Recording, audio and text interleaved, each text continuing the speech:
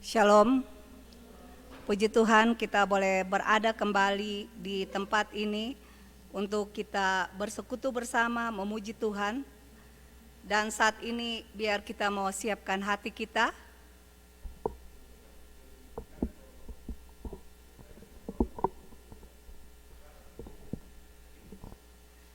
Menyiapkan hati kita untuk mendengar sabda Tuhan. Firman Tuhan hari ini kita akan belajar bersama dari 1 Korintus 12 ayat 12 sampai dengan ayat yang ke-31. 1 Korintus 12 ayat yang ke-12 sampai dengan ayat yang ke-31.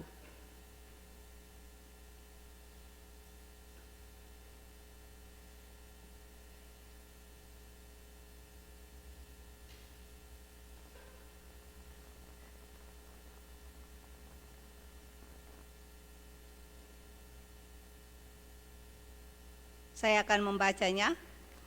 Karena sama seperti tubuh itu satu dan anggota-anggotanya banyak, dan segala anggota itu sekalipun banyak merupakan satu tubuh, demikian pula Kristus.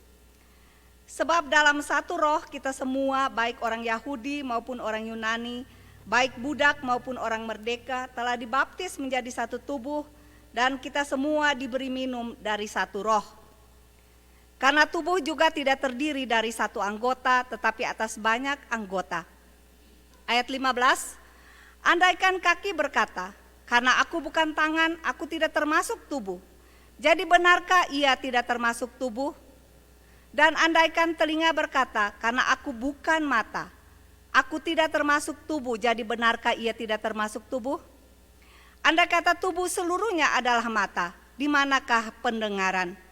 Andai kata seluruhnya adalah telinga, di manakah penciuman? Ayat 18, tetapi Allah telah memberikan kepada anggota masing-masing secara khusus suatu tempat pada tubuh seperti yang dikehendakinya. Andai kata semuanya adalah satu anggota, di manakah tubuh? Memang ada banyak anggota, tetapi hanya satu tubuh. Jadi mata tidak dapat berkata kepada tangan, aku tidak membutuhkan engkau. Dan kepala tidak dapat berkata kepada kaki, aku tidak membutuhkan engkau. Malahan justru anggota-anggota tubuh yang nampaknya paling lemah, yang paling dibutuhkan. Dan kepada anggota-anggota yang anggota-anggota tubuh yang menurut pemandangan kita kurang terhormat, kita akan berikan penghormatan khusus. Dan terhadap anggota-anggota kita yang tidak elok, kita berikan perhatian khusus. Hal itu tidak dibutuhkan oleh anggota-anggota kita yang elok. Allah telah menyusun tubuh kita begitu rupa sehingga kepada anggota-anggota yang tidak mulia diberikan penghormatan khusus, supaya jangan terjadi perpecahan dalam tubuh, tetapi supaya anggota-anggota yang berbeda itu saling memperhatikan. Karena itu jika satu anggota menderita, semua anggota turut menderita. Jika satu anggota dihormati, semua anggota turut bersuka cita. Kamu semua adalah tubuh Kristus dan kamu masing-masing adalah anggotanya. Dan Allah telah menetapkan beberapa orang dalam jemaat, pertama sebagai rasul, kedua sebagai nabi, ketiga sebagai pengajar. Selanjutnya mereka mendapat karunia untuk mengadakan mujizat, untuk menyembuhkan, untuk melayani, untuk memimpin, dan untuk berkata-kata dalam bahasa roh. Ayat 29, adakah mereka semua rasul atau nabi atau pengajar? Adakah mereka semua mendapat karunia untuk mengadakan mujizat? Atau untuk menyembuhkan? Atau untuk berkata-kata dalam bahasa roh? Atau untuk menafsirkan bahasa roh? Jadi berusahalah untuk memperoleh karunia-karunia yang paling utama. Dan aku menunjukkan kepadamu jalan yang lebih utama lagi. Mari kita berdoa. Bapa di surga, kami mengucap syukur dan berterima kasih untuk waktu pagi hari ini di mana Tuhan boleh memberikan kesempatan yang khusus bagi kami selaku anak-anak Tuhan. Boleh bertemu, boleh berkumpul bersama-sama selaku satu tubuh di dalam rumah-Mu yang kudus ini. Untuk kami boleh memuji Engkau, kami boleh menyembah Engkau. Dan di saat ini Tuhan, kami akan belajar tentang firman-Mu. Biarlah Roh-Mu yang kudus hadir di sama tengah kami, Roh-Mu yang kudus berbicara bagi kami masing-masing. Dan hati kami dan pikiran kami mau buka kepadamu ya Bapa. Bertindaklah dan berbicaralah secara leluasa bagi kami di saat ini Tuhan. Karena kami anak-anak-Mu telah siap untuk mendengarkannya.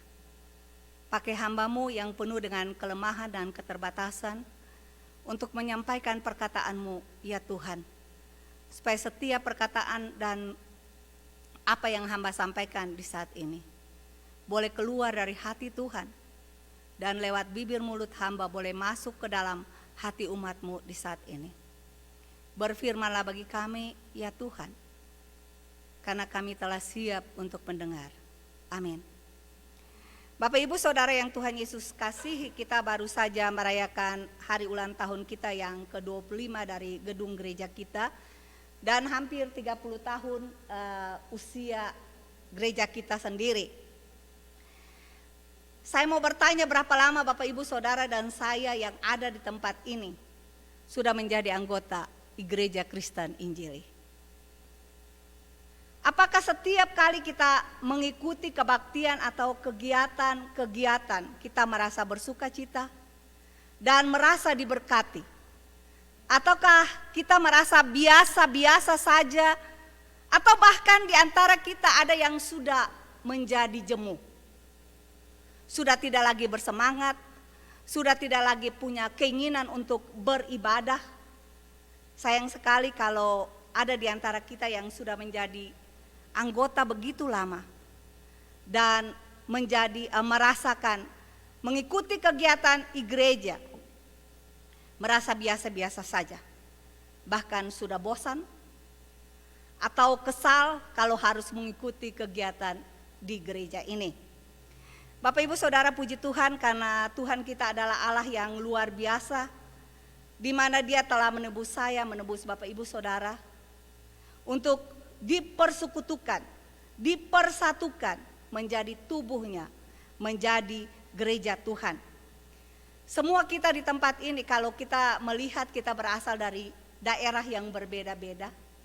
Tuhan membawa kita dari tempat yang jauh dan Tuhan persatukan kita di tempat ini. Di dalam satu tubuh Kristus. Kita dengan berbagai latar belakang, kita dipersekutukan. Dan Kristus menjadi kepala sehingga kita menjadi anggota tubuhnya. Kalau kita berbicara tentang gereja, itu bukan berarti kita berbicara tentang gedung ini. Kita berbicara tentang saya, berbicara tentang Bapak Ibu Saudara yang ada di tempat ini. Kalau Bapak Ibu Saudara dan saya adalah gereja atau tubuh Kristus, kita adalah tubuh Kristus, kita adalah gerejanya dan Kristus adalah kepalanya. Dan firman Tuhan hari ini jelas Paulus menulis kepada jemaat di Korintus. Kenapa Paulus menulis surat ini? Karena jemaat Korintus itu selain dia adalah kota yang menjadi pusat perdagangan, dia juga menjadi pusat budaya dan penduduknya beragam-ragam. Jemaat di Korintus adalah jemaat yang kaya akan talenta, yang kaya akan karunia.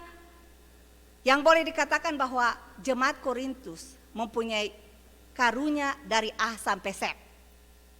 Mereka punya berbagai karunia, mereka punya berbagai talenta yang dianugerahkan oleh Tuhan. Namun sayang sekali, keanekaragaman yang ada pada mereka membawa jemaat Korintus terpecah belah. Bukannya keanekaragaman yang Tuhan berikan, talenta-talenta dan karunia-karunia yang berbeda yang Tuhan berikan kepada jemaat Korintus untuk dipersatukan, untuk saling membangun dan saling melengkapi. Tetapi mereka justru pakai untuk saling menonjolkan diri. Sehingga bagian yang lain dijatuhkan. Apa yang terjadi? Jemaat ini terpecah-pecah. Jemaat ini terkotak-kotak. Untuk itu dasar inilah yang membuat Rasul Paulus menulis surat kepada jemaat di Korintus.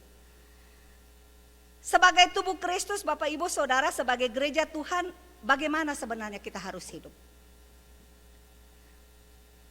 Seperti surat yang kita baca di hari ini, Paulus ingin dan saya percaya Tuhan yang sebagai kepala gereja juga menginginkan bahwa sebagai gereja kita harus hidup dalam satu kesatuan dan persatuan, tidak mementingkan diri sendiri dan saling membangun. Tapi kenyataannya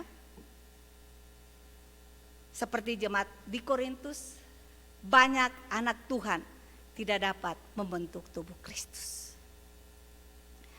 Tetapi hidup dalam perpecahan, hati-hati karena inilah yang diinginkan oleh iblis, bukan diinginkan oleh Tuhan. Kenapa terjadi perpecahan? Tadi seperti saya katakan, Tuhan inginkan supaya kita hidup dalam persatuan, kita hidup dalam kesatuan, tetapi kenyataannya terjadi perpecahan. Karena apa? Kita baca dalam Filipi 2 ayat 3 sampai 4.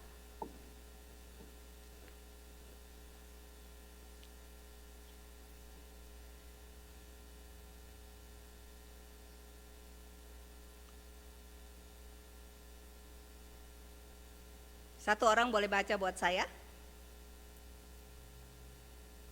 Filipi 2 ayat 3 dan 4.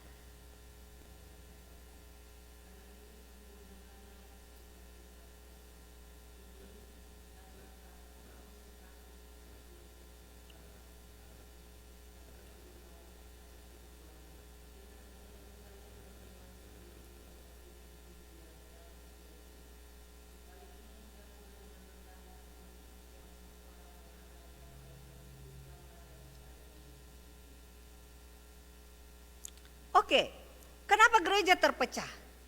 Di sini dinasehatkan supaya kita bisa hidup di dalam satu hati, satu pikiran, satu kasih, satu jiwa, satu tujuan. Kenapa gereja terpecah? Karena apa? Karena kita mencari kepentingan diri sendiri. Itu dibilang dengan tidak mencari kepentingan sendiri. Atau puji-pujian yang sia-sia. Gereja pecah karena sebagian anggota gereja mengharapkan puji-pujian yang sia-sia. Gereja terpecah karena apa? Karena mencari kepentingan sendiri, menganggap bahwa dia lebih hebat dari yang lain. Dikatakan, hendaklah dengan rendah hati yang seorang menganggap yang lain lebih utama daripada dirinya sendiri. Kenapa terjadi perpecahan? Karena orang lain, karena kita hanya memperhatikan diri kita sendiri dan tidak mempedulikan orang lain. Tadi kita belajar di studi bibliku sampai saya katakan mungkin saya tidak perlu berkhotbah lagi. Itu yang membuat mungkin hal-hal yang di atas yang membuat banyak orang atau beberapa orang mungkin di antara kita yang tidak lagi merasa bersuka cita, yang tidak lagi merasa bahagia berada bersama-sama selaku satu tubuh Kristus. Bahkan kita sudah melihat banyak anggota gereja kita yang beberapa dari kita keluar dari gereja ini. Mungkin penyebabnya adalah itu tadi. Mencari kepentingan sendiri. Kita mengharapkan puji-pujian yang sia-sia. Kita menganggap kita lebih hebat dari orang lain. Tapi Tuhan menginginkan untuk kita tidak mementingkan diri kita sendiri, tetapi kita mengutamakan orang lain. Sulit nih. Mengutamakan orang lain, memperhatikan orang lain, mementingkan orang lain daripada diri kita sendiri, itu sulit. Untuk itu Bapak Ibu Saudara, dalam firman Tuhan hari ini Paulus ingin menasehatkan jemaat di Korintus dan juga jemaat gereja Kristen Injili yang sudah merayakan 25 anos 25 tahun. Udah berumur cukup lanjut lah, sudah dewasa. Boleh dikatakan sudah dewasa. Gereja kita sudah dewasa untuk hidup sebagai anak-anak Tuhan yang dipersatukan. Di dalam pembacaan kita tadi dalam ayat 14, ayat 20, ayat 27 dikatakan bahwa gereja ini sebagai anggota tubuh Kristus. Ayat 14 bilang gini, karena tubuh juga tidak terdiri dari satu anggota tetapi atas banyak anggota. Ayat 20, memang ada banyak anggota tetapi hanya satu tubuh. Ayat 27, kamu semua adalah tubuh Kristus dan kamu masing-masing adalah anggotanya. Tubuh memiliki banyak sekali anggota yang dipersatukan di dalam satu tubuh. Apa yang dapat kita pelajari dari firman Tuhan hari ini? Yang pertama, ada 5 topik yang saya angkat. Yang pertama, sebagai anggota tubuh kita punya satu tujuan. Semua kita adalah anggota tubuh. Kita punya satu tujuan, yaitu membentuk tubuh. Menarik sekali, kita punya moto orang Indonesia, Bhinneka Tunggal Ika. Berbeda-beda tetapi satu. Nah, kita selaku anggota tubuh Kristus, kita punya satu tujuan, yaitu membentuk tubuh. Kalau tangan sendiri, kaki sendiri, telinga sendiri, itu satu tubuh enggak? Itu bukan satu tubuh. Kita berbeda-beda, tetapi satu di dalam tubuh Kristus. Semua kita di sini. Menarik sekali bahwa Paulus menggambarkan tubuh Kristus sebagai bagian-bagian anggota tubuh. Kita adalah tangan. Saya nggak tahu saya bagian apa. Mungkin saya bagian kelingking, bisa saja. Ada tangan, ada kaki, ada mata, ada telinga, dan yang lain-lainnya. Tapi kita memiliki hanya satu kepala, yaitu Kristus. Kita banyak dan beragam, tetapi sesungguhnya kita adalah satu. Karena kita telah dibaptis dalam satu roh. Di sini ada orang Jawa, di sini ada orang Ambon, di sini ada orang Semarang, ada orang dari orang di sini enggak ada orang Batak ya.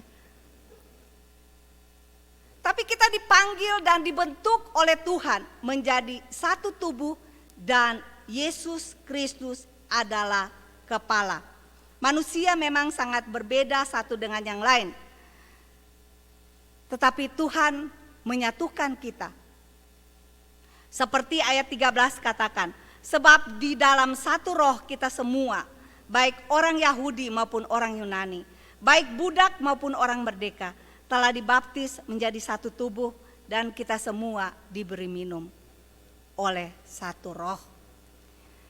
Bapak Ibu Saudara, di sini dikatakan bahwa kita dipersatukan di dalam satu roh. Jadi di sini tidak ada lagi orang Jawa, tidak ada lagi orang Ambon, tidak ada lagi orang Batak, tidak ada lagi orang kaya, tidak ada lagi orang miskin, tidak ada lagi orang pandai, tidak ada lagi orang yang bodoh yang tidak bersekolah. Tapi kita adalah satu di dalam tubuh Kristus. Jemaat bukan dipersatukan karena kemiripan dan kecocokan. Jika persekutuan atau jemaat dibentuk karena satu kecocokan atau satu persamaan, itu akan terjadi panelinya. Betul enggak? Saya mah hanya bisa cocok dengan, saya kan tangan, saya mesti satu kelompok dengan tangan aja. Enggak bisa bentuk satu tubuh kalau hanya tangan sendiri, kaki sendiri. Untuk itu Bapak Ibu Saudara yang Tuhan Yesus kasihi yang ada di tempat ini, saya tidak tahu bagian Bapak Ibu Saudara yang mana. Apakah Bapak Ibu Saudara adalah bagian telinga? Apakah Bapak Ibu Saudara bagian kaki? Baiklah kita di dalam persekutuan ini belajar untuk mengasihi. Terutama mengasihi orang-orang yang berbeda dengan kita. Seperti tadi ayat 13 katakan. Itu mengajarkan kita untuk menerima satu dengan yang lain walaupun di antara kita ada perbedaan. Mungkin kita punya perbedaan yang berbeda satu dengan yang lain. Tapi Tuhan ingin supaya kita saling mengasihi satu dengan yang lain. Persekutuan yang baik seharusnya tidak melihat kepada perbedaan. Tapi kita harus menekankan kepada persamaan. Apa persamaan Bapak Ibu Saudara dan saya? Kenapa? Satu Tuhan dan satu roh. Kita baca Yohanes 1 ayat 12 sampai 13. Apa yang dikatakan di situ? 1 Yohanes 1 ayat 12-13.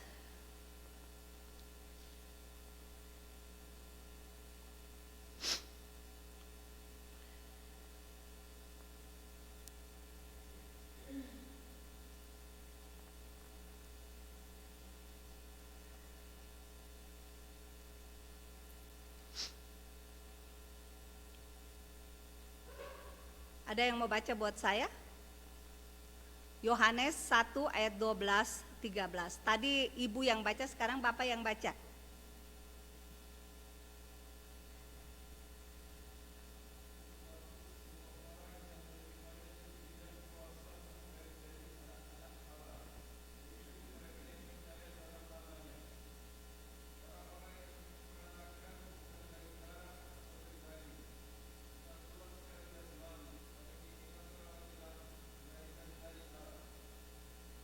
Persamaan kita. Dulunya kita lahir dari keluarga Sutopo. Dulunya kita lahir dari Joyo Sutikno. Dulunya kita lahir dari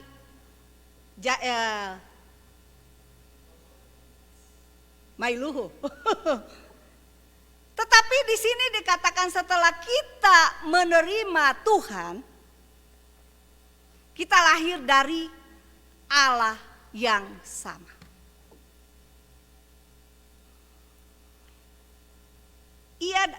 Tetapi semua orang yang menerimanya diberinya kuasa supaya menjadi anak-anak Allah. Semua kita adalah anak-anak Allah. Kita punya satu Bapa.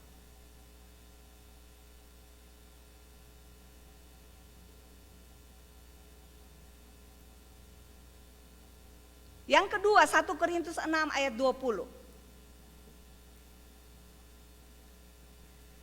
Apa persamaan kita? Seorang ibu bisa baca.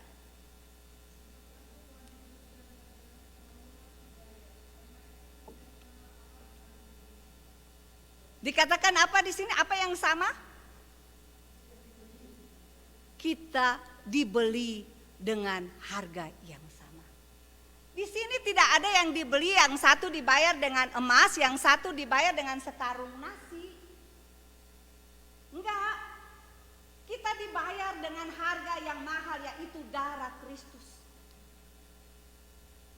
Jadi tidak ada perbedaan di antara saya dan Bapak Ibu Saudara. Karena semua kita dibayar dengan harga yang mahal, yaitu darah Kristus. Yang ketiga, Roma 12 ayat 5.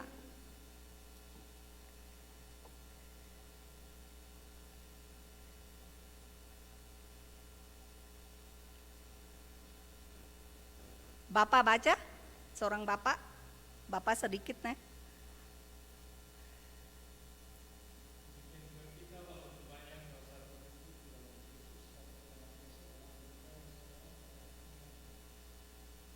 Kita berada di dalam satu tubuh. Tubuh yang sama, yaitu tubuh Kristus. Yang keempat, yang terakhir. Roma 8 ayat 17.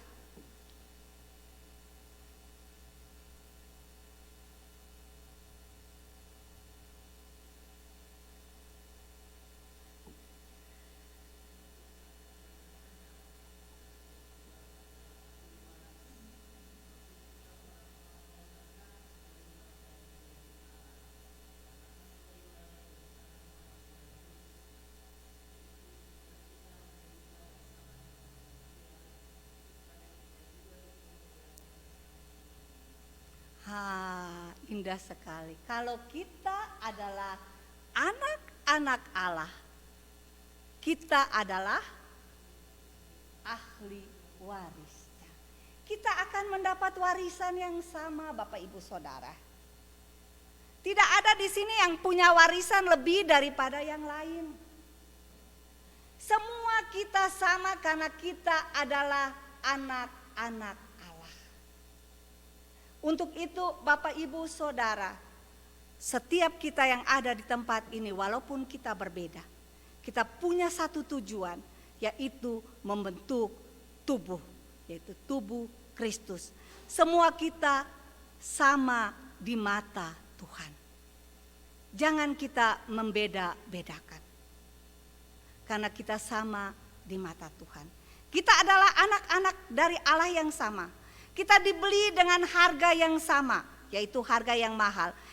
Kita adalah satu tubuh, yaitu tubuh Kristus. Dan kita adalah ahli waris dari Allah. Yang kedua, sebagai tubuh Kristus,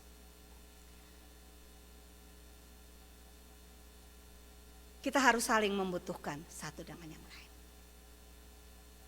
Perjalanan rohani kita selaku anak-anak Tuhan adalah sebuah perjalanan yang harus kita jalani bersama-sama dengan saudara-saudara kita yang lain. Ayat-ayat yang kita baca mengatakan bahwa kita adalah bagian dari satu tubuh, yaitu tubuh Kristus, di mana di dalamnya ada tangan, kaki, telinga, mata, dan sebagainya. Dan dikatakan bahwa tidak semuanya mata. Untuk itu dikatakan ayat 15, andaikan kaki berkata, karena aku bukan tangan, aku tidak termasuk tubuh. Jadi benarkah ia tidak termasuk tubuh? Dan andaikan telinga berkata, karena aku bukan mata, aku tidak termasuk tubuh. Jadi benarkah ia tidak termasuk tubuh? Andai kata tubuh seluruhnya adalah mata, di manakah pendengaran? Andai kata seluruhnya adalah telinga, di manakah penciuman? Saya mau mengatakan kepada Bapak Ibu Saudara, selaku anggota tubuh sebagai tangan, kaki, telinga, mata, dan sebagainya, kita semua saling membutuhkan. Kalau tangan bilang buat kaki, saya tidak perlu kamu. Bayangkan aja tangan sama kaki bermusuhan, apa jadinya? Mata melihat sesuatu yang enak, singkong goreng yang enak yang dibuat seng-seng. Mata lihat, mulut, hati ingin, tapi kaki tidak mau melangkah. Akankah kita mendapat singkong yang enak itu? Tidak akan pernah terjadi. Sehingga dikatakan bahwa tubuh, anggota tubuh itu saling membutuhkan satu dengan yang lain. Untuk itu bagaimana kita bisa berlari melawan arus dunia yang penuh dengan kejahatan ini? Bagaimana kita selaku anak-anak Tuhan bisa berlari? Kita harus berlari bersama-sama.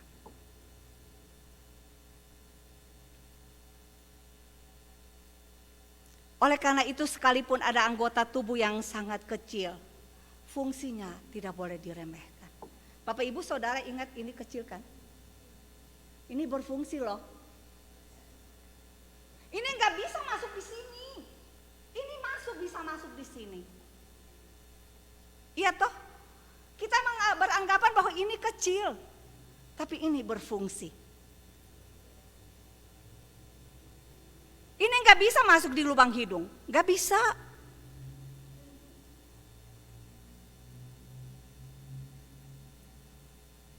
Kita bisa mungkin lucu, tapi kita bayangkan itu. Kadangkala kita bayangkan bahwa mungkin dia punya fungsinya tidak terlalu penting. Kita beranggapan bahwa dia mah nggak terlalu penting. Tapi setiap anggota di dalam tubuh Kristus itu penting dan kita saling membutuhkan satu dengan yang lain. Bukan berarti bahwa kelingking ini kecil saya potong aja buang.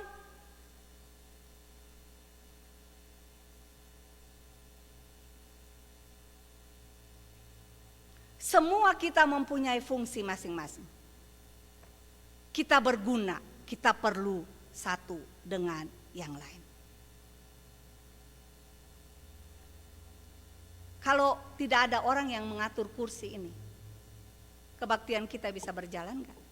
Mungkin kita beranggapan bahwa terlalu kecil itu. tetapi dia penting dan kita membutuhkannya. Jadi selaku tubuh, anggota tubuh, kita punya satu tujuan. Yang pertama tadi kita mempunyai satu tujuan, yaitu membentuk tubuh. Yang kedua, sebagai anggota tubuh kita saling membutuhkan.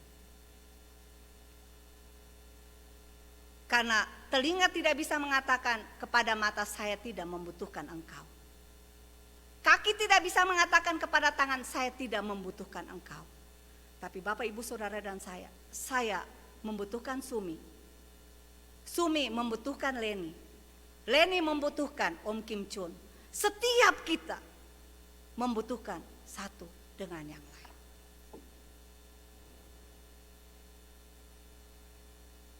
Yang ketiga, sebagai anggota tubuh Kristus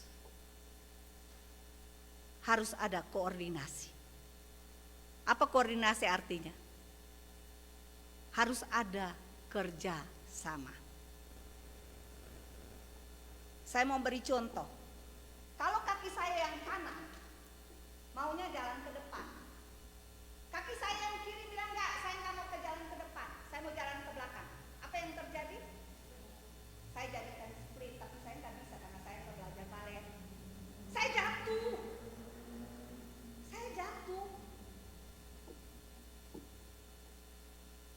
Bagaimana kalau saya lapar tapi mulut tidak mau terbuka dan tangan tidak mau menyuap? Itu tidak mungkin terjadi. Itu harus ada kerjasama yang baik. Tubuh manusia secara alami harus saling berkoordinasi. Begitupun dengan kita selaku tubuh Kristus. Pertanyaan bagi kita, bagaimana dengan kita Gereja Kristen Injili? Apakah kita bekerja sama dalam melayani Tuhan? Ataukah kita berpikir begini, yang itu mah kerjanya seksi konsumsi. Itu kerjanya yang pimpin lover, biar aja dia yang pimpin.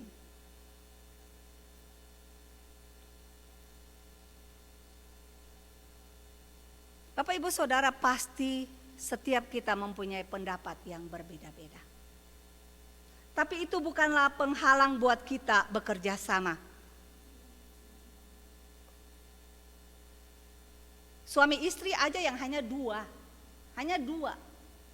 Tidak selamanya punya pendapat yang sama. Tapi itu tidak akan membuat mereka berpisah. Kalau itu yang membuat mereka berpisah, baru kawin besoknya udah berpisah. Betul nggak? Siapa yang di sini yang hidup selaku suami istri pendapatnya selalu sama? Angkat tangan. Impossible. Itu impossible. Apalagi tubuh Kristus yang berbagai anggotanya. Anggota jemaat Injili banyak. Semua kita pasti punya pendapat yang berbeda-beda. Tetapi kalau kita punya satu prinsip, kita punya satu tujuan, dan digerakkan oleh satu roh, semuanya bisa berjalan dengan baik. Kita baca 1 Korintus 1 ayat 10.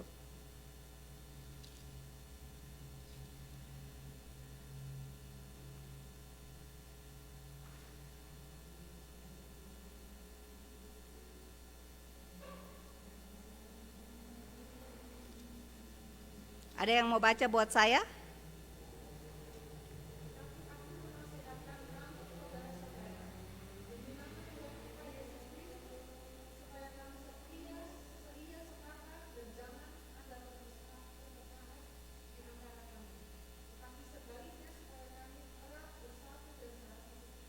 Ya, jadi saya katakan tadi kita boleh berbeda pendapat, tapi kita harus punya satu prinsip. Kita harus punya satu tujuan. Dan biar kita digerakkan oleh satu roh, sehingga di dalam nama Tuhan kita Yesus Kristus, kita semua boleh hidup seia sekata. Jangan ada perpecahan di antara kita, tetapi sebaiknya kita erat bersatu, sehati, sepikir. Amin. Itu yang ketiga. Yang keempat, ayat yang ke-18 dari pembacaan kita tadi. 1 Korintus 12 ayat yang ke-18 bilang, Tetapi Allah telah memberikan kepada anggota masing-masing secara khusus suatu tempat pada tubuh seperti yang dikehendakinya. Allah berkenan untuk menaruh matanya di bagian kepala, ya toh? Nggak taruh mata di bagian kaki karena dia tahu bagaimana mata berfungsi. Allah menaruh tangan di bagian dua badan kita supaya bisa terorganisasi, terkoordinasi. Jadi saya percaya bahwa anggota tubuh kita ditaruh di tempatnya dan sesuai dengan fungsinya. Untuk itu setiap anggota tubuh harus berfungsi.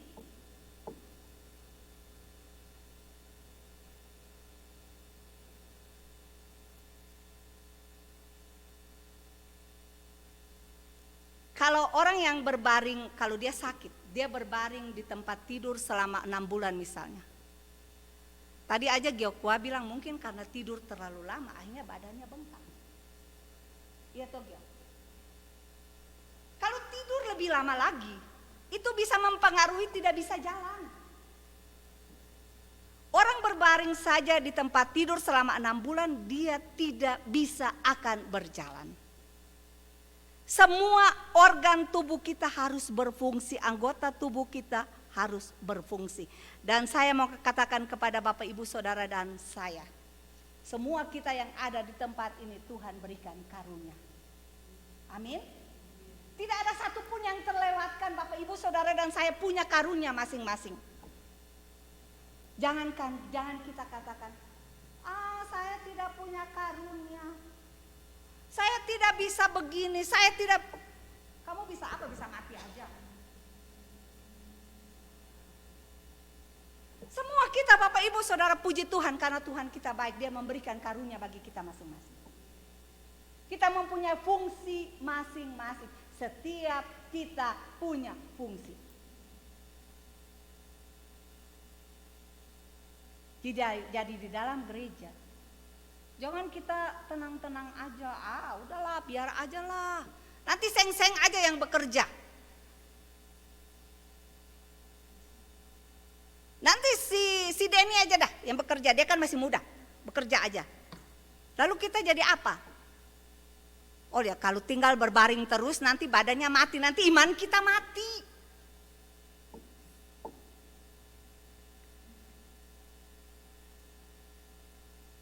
Senang sekali semalam kita mengikuti yang tadi kita udah bicarakan. Setiap kita punya 24 jam.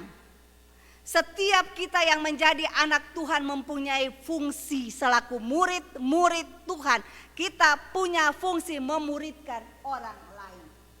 Jangan kita katakan biar aja pastor, biar aja misionaris, biar aja penatua, biar aja diaken. Saya mah dengar-dengar aja. Saya senang dengan Pastor Suadi punya perkataan 3S. Kama? Nah, bahasa Indonesia lebih enak nih. 3D. Datang, duduk. No say, oke. Asing. Tidur. Kita hanya datang, duduk dan diam. 3D. Kebanyakan di antara kita yang demikian. Yang penting kita bisa datang di gereja, kita datang, kita duduk, kita diam aja, nggak usah bikin apa-apa, yang lain bisa bekerja. Toh saya nggak bisa bikin apa-apa. Nah, setiap kita punya fungsi. Tangan punya fungsi untuk bekerja, kaki punya fungsi untuk berjalan, mulut punya fungsi untuk berbicara, bukan hanya untuk makan. Dibuat berbicara. Berbicara tentang apa? Firman Tuhan. Setiap kita punya karunia. Semua kita punya fungsi sampai kelingking yang kecil ini yang saya katakan tadi. Bagaimana dengan Bapak Ibu Saudara dan saya? Apakah kita berfungsi di dalam tubuh Kristus? Apakah kita berfungsi di gereja ini?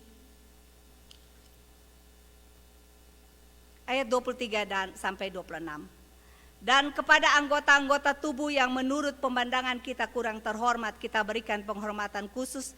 Dan terhadap anggota-anggota kita yang tidak elok, kita berikan perhatian khusus. Hal itu tidak dibutuhkan oleh anggota-anggota kita yang elok. Allah telah menyusun tubuh kita begitu rupa sehingga kepada anggota-anggota yang tidak mulia diberikan penghormatan khusus. Supaya jangan terjadi perpecahan dalam tubuh, tetapi supaya anggota-anggota yang berbeda itu saling memperhatikan. Karena itu jika satu anggota menderita, semua anggota turut menderita. Jika satu anggota dihormati, semua anggota turut bersuka cita. Saya mau katakan selaku anggota tubuh, kita harus saling memperhatikan. Tadi kita sudah berbicara banyak di studi bibliku. Kalau tangan saya terpotong, tangan saya tersayat, apakah mulut bisa tertawa dan katakan puji Tuhan?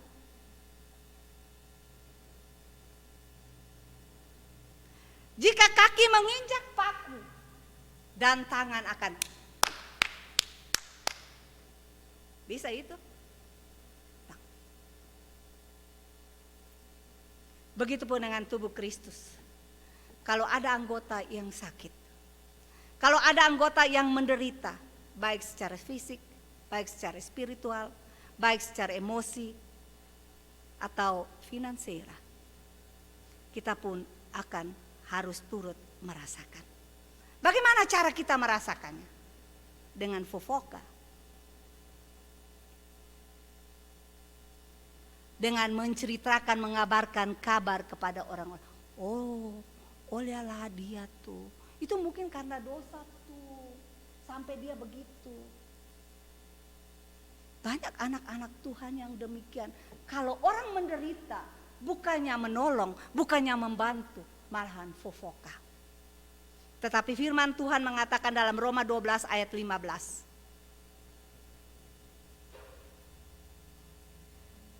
Roma 12 ayat 15.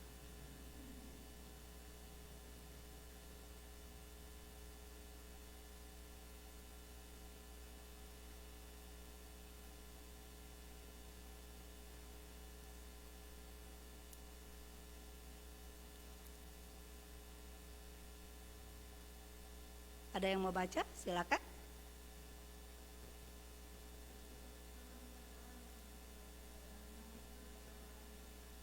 Dikatakan apa? Bersukacitalah dengan bersukacita. Menangislah dengan orang yang menangis. Tidak dikatakan bersukacitalah dengan orang yang menangis dan menangislah dengan orang yang bersukacita. Itu impossible. Tapi itu terjadi di dalam kehidupan anak-anak Tuhan. Saya mau katakan kepada Bapak Ibu Saudara, karena anggota tubuh yang tidak merasa sakit adalah anggota tubuh yang palsu. Kalau orang pakai tangan palsu rasa sakit enggak? Enggak, kalau biar dia sakit apapun, yang palsunya enggak akan sakit. Jadi kalau selaku tubuh Kristus, selaku anggota gereja Kristen Injili, kalau ada yang bersukacita, bersukacitalah bersama-sama. Kalau ada yang menangis, biarlah kita menangis bersama-sama. Karena dikatakan kalau ada yang dihormati, yang lain turut bersukacita. Jangan ada cemburu, jangan ada iri hati kalau ada anggota kita yang berhasil. Karena itulah berkat yang Tuhan berikan kepadanya. Untuk itu Bapak Ibu Saudara, karena kita adalah anggota tubuh, biar kita saling memperhatikan, saling membangun, saling mendorong, supaya kita bisa menjadi tubuh Kristus yang sempurna. Masing-masing kita mempunyai fungsi, masing-masing kita mempunyai karunia. Kita mempunyai fungsi yang berbeda, tetapi kita mempunyai satu tujuan, yaitu membentuk tubuh Kristus. Sehingga tujuan yang kita jalani bersama-sama, nama Tuhan boleh dipuji dan dimuliakan. Dan kalau Bapak Ibu Saudara dan saya selaku gereja Kristen Injili boleh hidup dalam satu kesatuan dan persatuan. Apa yang dikatakan firman Tuhan? Aku memerintahkan berkat-berkat Tuhan. Mazmur 133 ayat 1 dan 3 sebagai ayat penutup kita.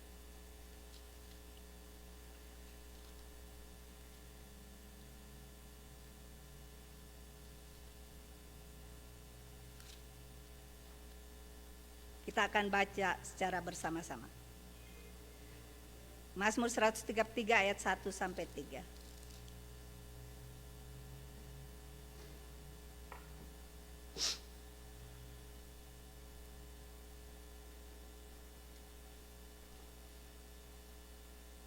Semua udah dapat? Kita baca bersama-sama 1, 2, 3. Sungguh alangkah baiknya dan indahnya apabila saudara-saudara diam bersama dengan rukun. Seperti minyak yang baik di atas kepala yang meleleh ke janggut Harun dan ke leher jubahnya. Seperti embun gunung Hermon yang turun ke atas gunung-gunung Sion. Sebab kesanalah Tuhan memerintahkan berkat kehidupan untuk selama-lamanya. Sebab kesanalah Tuhan tidak bilang mengirim, tidak bilang memberikan, tetapi dibilang apa? Memerintahkan. Wow. Tuhan perintahkan berkat-berkat Tuhan kepada anak-anak Tuhan, tubuh Kristus yang hidup dalam kesatuan dan persatuan.